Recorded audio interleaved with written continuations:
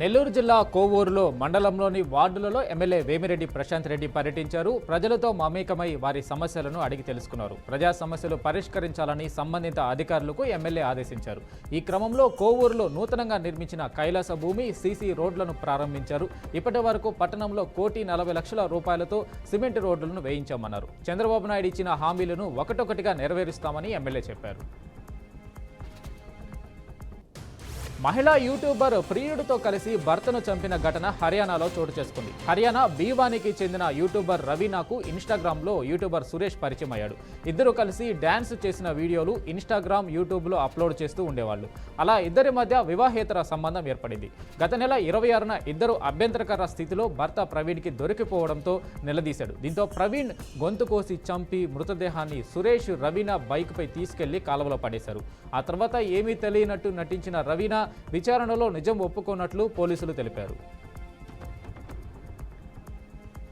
మన్యం జిల్లా కొమరాడ మండల కేంద్రంలోని దళిత మహిళలు నల్ల కుళాయిల వద్ద నిరసన చేపట్టారు. 15 రోజులుగా మంచినీరు లేక దళిత కుటుంబాలకు చెందిన ప్రజలు నాగావళి నది నుంచి కలుషితమైన నీరు తెచ్చుకొని వాడుకుంటున్న పరిస్థితి ఉందని ఆందోళన వ్యక్తం చేస్తున్నారు. హరిజన వీధిలో మోటార్ రిపేర్ అవడంతో మంచినీరు లేక కలుషితమైన నీరు తెచ్చుకొని ఇంటికి వాడుకునే పరిస్థితి ఏర్పడిందని సిపిఎం పార్టీ సభ్యుడు సామమూర్తి తెలిపారు. దీనివల్ల జ్వరాలు కూడా వచ్చే పరిస్థితి ఉందని, వెంటనే మోటార్ బాగు చేయాలని అధికారులను ఆదేశించాడు. అనంతపురం జిల్లా రాయదుర్గం పట్టణంలోని బీఎస్పీ పార్టీ కార్యాలయంలో జిల్లా అధ్యక్షుడు కాసాని నాగరాజు సమావేశం నిర్వహించారు.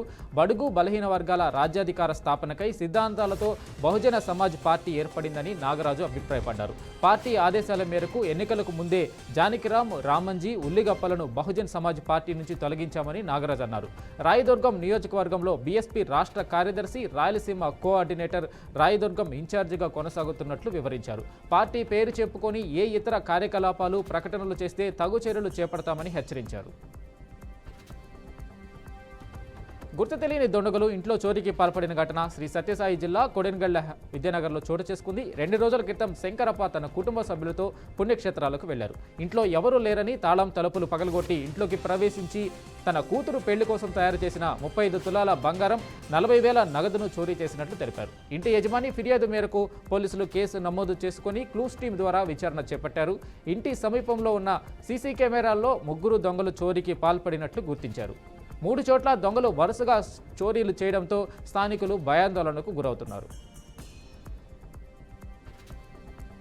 రాజ్యాంగం ప్రతి పౌరుడి రక్షణ కవచమని షాద్నగర్ ఎమ్మెల్యే శంకర్ అన్నారు. రాజ్యాంగ విలువలపై ప్రజల్లో అవగాహన పెంచడమే లక్ష్యమని మల్లాపూర్ గ్రామాల్లో జై బాపు, జై భీమ్, జై సంవిధాన్ అనే నినాదాలతో పాదయాత్ర నిర్వహించారు. పార్లమెంటు సాక్షిగా రాజ్యాంగాన్ని బీజేపీ పార్టీ అనగదొక్కాలని చూస్తుందన్నారు. దేశంలో అధికారంలో ఉన్న బీజేపీ భారత రాజ్యాంగ నిర్మాత అంబేద్కర్ను, మహాత్మా గాంధీని అవమానిస్తున్నారని ఎమ్మెల్యే ఆరోపించారు. అమిత్ షా పార్లమెంటు సాక్షిగా అంబేద్కర్ను అవమానించారని ఎమ్మెల్యే ఆరోపించారు. యాదాద్రి భువనగిరి జిల్లా మల్లారెడ్డి గ్రామంలో నిన్న రాత్రి కురిసిన అకాల వర్షాలకు వరి పంటలు దెబ్బతిన్నాయని రైతులు ఆవేదన వ్యక్తం చేశారు. ఈదురు గాలులు, వడగళ్ల వర్షం పడడంతో చేలు నుంచి వడ్ల గింజలు రాలిపోయాయన్నారు. సుమారు 70,000 రూపాయల వరకు పెట్టుబడి పెట్టామని, అకాల వర్షం పడడంతో పూర్తిగా నష్టపోయామని, తక్షణమే అధికారులు స్పందించి తమను ఆదుకోవాలని రైతులు కోరారు. చిత్తూరు జిల్లా పొంగనూరు నియోజకవర్గంలోని ఓ ప్రేమ జంట పోలీసులను ఆశ్రయించారు. వడ్డిపల్లి గ్రామానికి చెందిన గోవిందు కుమార్తె సంధ్య, వెంకటరమణ కుమారుడు గిరి గత కొన్ని సంవత్సరాలుగా ప్రేమించుకున్నారు. 2 రోజుల క్రితం వారు వివాహం చేసుకున్నారు. ఇరువురి తల్లిదండ్రుల నుంచి ప్రాణహాని ఉందని ఆ ప్రేమ జంట పొంగనూరు పోలీసులను ఆశ్రయించి తమకు రక్షణ కల్పించాలని ఫిర్యాదు చేశారు. వికారాబాద్ జిల్లా పరిగిలోని మహిళలకు అగ్ని ప్రమాదాలపై అవగాహన కార్యక్రమం నిర్వహించారు. అగ్నిమాపక వారోత్సవాల్లో భాగంగా అగ్ని ప్రమాదాలపై గృహిణీలకు అవగాహన ఉండాలని స్టేషన్ ఫైర్ ఆఫీసర్ సేవానాయక్ అన్నారు. ఎల్పీజీ గ్యాస్ సిలిండర్, విద్యుత్ వలన జరిగే ఫైర్ను ఆర్పే పద్ధతులు, తీసుకోవాల్సిన జాగ్రత్తల గురించి గృహిణీలకు, కాలనీవాసులకు సూచించారు. అగ్ని ప్రమాదం జరిగిన వెంటనే అగ్నిమాపక శాఖ టోల్ ఫ్రీ నెంబర్ 101కి లేదా స్థానిక అగ్నిమాపక కేంద్రంకు కాల్ చేయాలని చెప్పారు. అనకాపల్లి జిల్లా ఎస్పీ కార్యాలయంలో సమావేశం ఏర్పాటు చేశారు. ఈ క్రమంలో 2025 ఏప్రిల్ 16వ తేదీన పలు ఇళ్లలో చోరీలకు పాల్పడుతున్న ముఠాను అరెస్టు చేసినట్లు ఎస్పీ తుహిన్ సిన్హా తెలిపారు. సుమారు 63 లక్షల రూపాయల విలువైన సొత్తును స్వాధీనం చేసుకోవడం జరిగిందన్నారు. ఈ కేసులో 5 నిందితులను అరెస్టు చేసి జువైనల్ హోంకు తరలించామన్నారు. ఇలాంటి సంఘటనలు ప్రజలలో భయం కలిగించకుండా అప్రమత్తతో ఉండాలని సూచించారు. అనంతరం నేరాలపై కఠినంగా వ్యవహరించడమే కాకుండా యువత చెడు అలవాట్లకు దూరంగా ఉండాలని విజ్ఞప్తి చేశారు. సంగారెడ్డి జిల్లా అమీన్పూర్ తహసీల్దార్ కార్యాలయాన్ని ఆర్టీఓ రవీందర్ రెడ్డి ఆకస్మికంగా తనిఖీ చేశారు. ప్రభుత్వ భూములను కాపాడడం రెవెన్యూ సిబ్బంది లక్ష్యమన్నారు.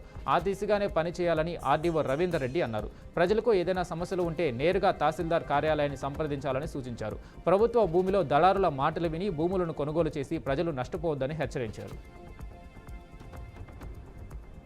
కర్నూలు జిల్లా ఎమ్మిగనూరు పట్టణంలోని ప్రముఖ వ్యక్తులు, వైసీపీ కౌన్సిలర్లు తెలుగుదేశం పార్టీలో చేరారు. ఎమ్మెల్యే బీవీ జయనాగేశ్వరరెడ్డి ఆధ్వర్యంలో ఎమ్మిగనూరు పట్టణంకు చెందిన పలువురు వైసీపీ కీలక వ్యక్తుల అనుచరులతో పెద్ద ఎత్తున ర్యాలీగా వచ్చారు. భారీ గజమాలలతో ఎమ్మెల్యే జయనాగేశ్వరరెడ్డి సన్మానించి టీడీపీలో చేరారు. వారిని ఎమ్మెల్యే బీవీ జయనాగేశ్వరరెడ్డి పార్టీ కండువా కప్పి సాధారణంగా పార్టీలోకి ఆహ్వానించారు. గత ప్రభుత్వం నియోజకవర్గంలో అభివృద్ధి జరగలేదని, ఒక కూటమి ప్రభుత్వంతోనే అభివృద్ధి సాధ్యమని గ్రహించిన వైసీపీ నాయకులు టీడీపీ పార్టీలో చేరుతున్నారని ఎమ్మెల్యే తెలిపారు.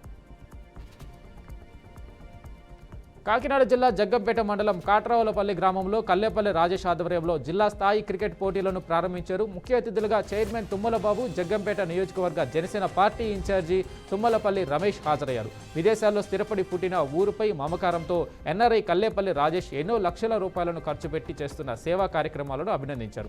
అనంతరం సీనియర్ క్రికెట్ ప్లేయర్లను, గ్రామానికి చెందిన ప్రముఖులను, ముఖ్య అతిథులను శాలువతో సత్కరించి మెమెంటోలు అందజేశారు.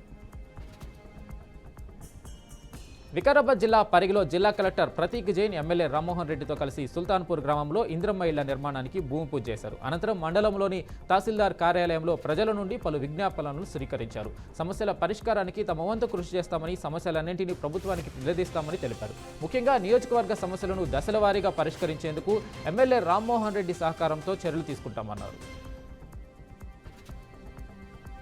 పేదల కాలంలో సీఎం రిలీఫ్ ఫండ్ ఓ వరమని కర్నూలు జిల్లా ఎమ్మిగనూరు టీడీపీ ఎమ్మెల్యే బీవీ జయనాగేశ్వరరెడ్డి అన్నారు. ఆసుపత్రుల్లో చికిత్స పొందిన 15 మంది లబ్ధిదారులకు సీఎం సహాయ నిధి ద్వారా 50 లక్షల చెక్కులు అందించారు. ఎమ్మెల్యే నివాసంలో ఏర్పాటు చేసిన కార్యక్రమంలో చికిత్స పొందిన లబ్ధిదారులకు ముఖ్యమంత్రి సహాయ నిధి ద్వారా మంజూరైన 28,73,739 రూపాయల విలువగల చెక్కులను ఎమ్మెల్యే పంపిణీ చేశారు. వేలాది మంది పేద, మధ్యతరగతి ప్రజలకు సీఎం సహాయ నిధి ద్వారా ఆర్థిక చేయూతనందించడం జరుగుతుందని ఎమ్మెల్యే తెలిపారు.